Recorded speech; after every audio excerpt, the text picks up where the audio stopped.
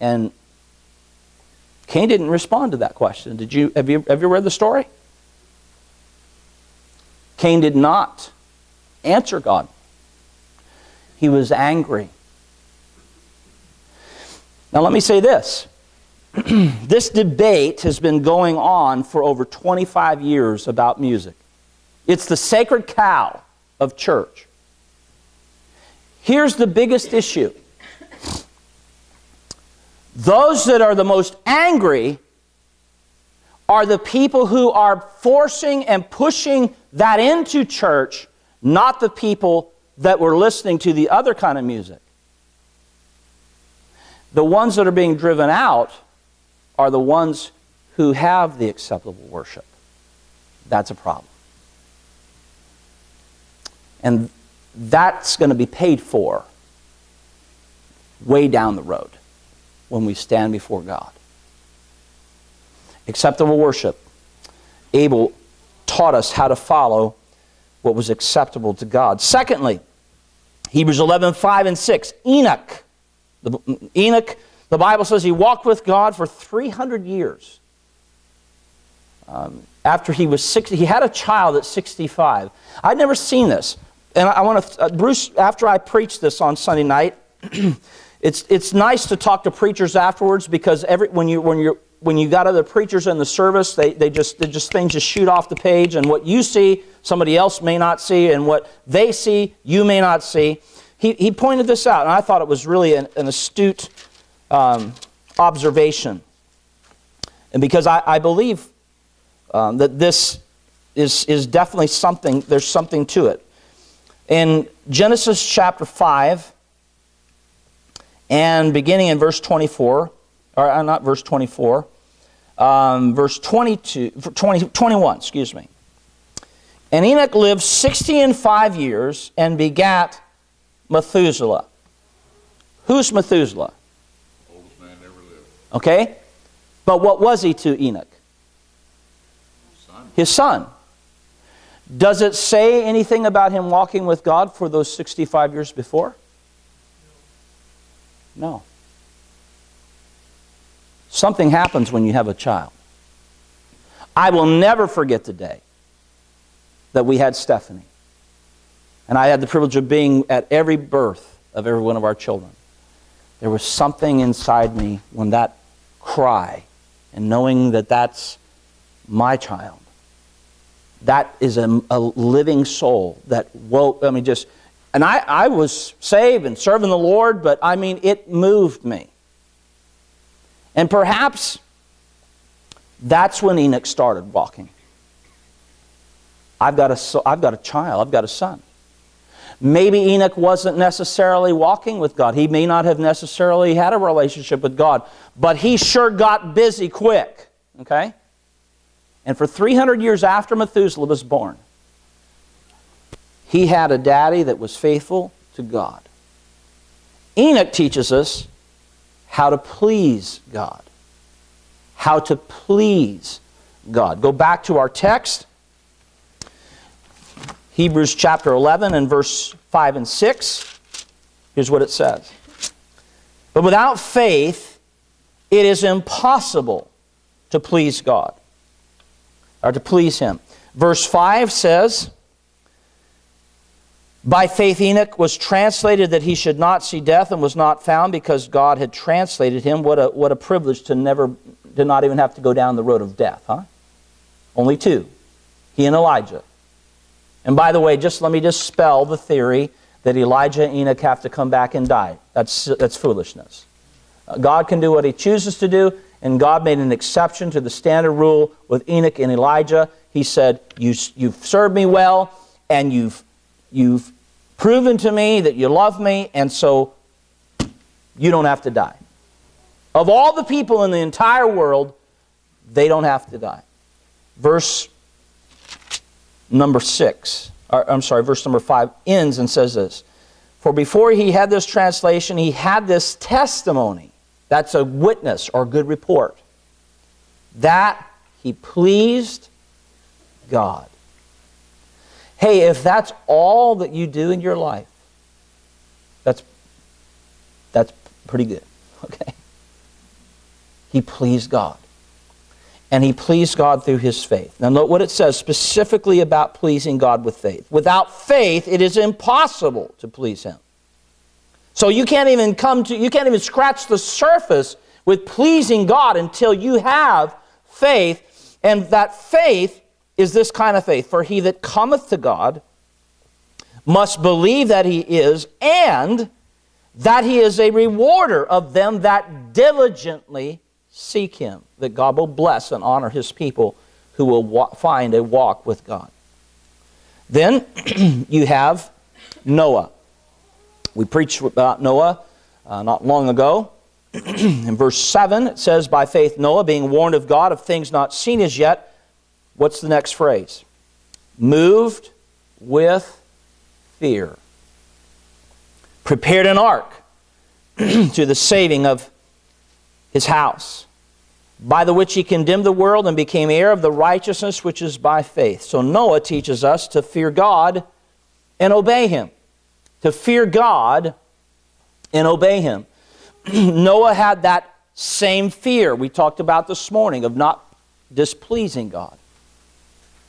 And when Noah heard what God had said, he was moved with fear. He trusted God. He did exactly what God said. Don't you think he was glad when he got off the boat? It's interesting, the grace of God. If you read this story, when God told Noah and his family to get on the boat, and he brought all the animals on to be with them, God left the door of the ark open for another week. 7 more days. Still no takers. And then the Bible says, the Lord shut him in. God is gracious up until the very last moment. We know that with the thief on the cross. We know that with others. And so, Noah taught us fearing God and obeying him. Number 4, Hebrews 11:8-19, Abraham teaches us to walk by faith, not sight. Abraham teaches us to walk by faith, not sight. Verse 8 says, by faith Abraham, when he was called to go out into a place which he should after receive for an inheritance, obeyed. Now look at this next phrase. And he went out not knowing whither he went. Wow, that makes sense. How'd you like to be Sarah? And how'd you like to try to word that to your wife this way? Honey, guess what? We're moving. Where? I don't know. What do you mean you don't know? I mean, God says we're moving, but he said he can't tell me. For real? Yeah. Yeah, we're to leave Dad and Mom and all our family and your family. We're just to pack up and go. Now, if you look at the story, Sarah followed her husband. She did what Abraham told her. They moved sight unseen. They had no idea where they were going. God talked to them throughout their journey. He says, I'm going to bring you into a land, and he even showed him the land. He says, look north and south and east and west. And he said, all this I'm going to give you, and I'm going to give your descendants, and your descendants are going to be as the sand of the sea and as the stars of heaven. Look in verse 10. The Bible says, for he looked for a city which hath foundations, whose builder and maker is God. Verse 9 says, by faith he sojourned in the land of promise, as in a strange country. He never found his final resting place. He always felt as a stranger. And isn't that what the Christian life is? The Bible says that we're pilgrims and strangers in the earth. Verse 9 says, dwelling in tabernacles with Isaac and Jacob. Boy, that was a switch. You know what a tabernacle is? It's a glorified tent. It'd be like the condo or like the townhouse of a tent. Okay? It wasn't the pup tent type, but It wasn't a fixed house. It was a mobile house. And so they dwelled in tabernacles he dwelt in tabernacles with Isaac and Jacob, and of course Sarah, the heirs with him of the what? Same promise. What promise? A promise that God was going to give them a land, and that he was going to take him ultimately to a city. There are a lot of people that don't believe that Old Testament saints knew all. I mean, that they didn't have all the information we have in the New Testament. And that they didn't know about the resurrection, and they didn't know about Jesus, and they didn't know about a lot of things, and we almost give the impression that they were cavemen. They drugged their wives by their hair, and they had bones in their nose, and that they were illiterate, and they were dumb, and that they were just the stage past the monkey, okay, basically. But quite frankly, most of the Old Testament saints knew more than most of us in the New Testament ever knew. You see, Abraham looked for that city. All his life, he looked for heaven. And we know he's there now because the Bible tells us to be absent from the body is to be present with the Lord. Prior to heaven was a place called paradise. You find that in Luke chapter 16. And we know that he found that destination because when the rich man and the beggar died, guess who the rich man had a conversation with? Father Abraham. He said, Father Abraham, will you send Lazarus to dip his finger in water to come and cool my tongue, for I'm tormented in this flame. And Abraham says, he cannot pass from here to you, and nor you to him. He said, well, then send him to my brothers. I have 5 brothers. Send him to them, because they'll believe if some rose from the dead. And Abraham said, if they don't listen to Moses and the prophets, neither will they listen to one who's risen from the dead. See, all these people corroborated together. Abraham walked by faith, not by sight. Did he ever see heaven? No, but he does now. Have we seen heaven? No, but we keep walking. We keep following. Yes, sir, George. I always wondered if Sarah actually complained to Abraham about living in a tent all this time, and all the wonderful promises from God, but she never had a house. You know, that brings up a good... I think I can answer your question. Turn to 1 Peter chapter 3. The book of 1 Peter in chapter 3. 1 Peter 3.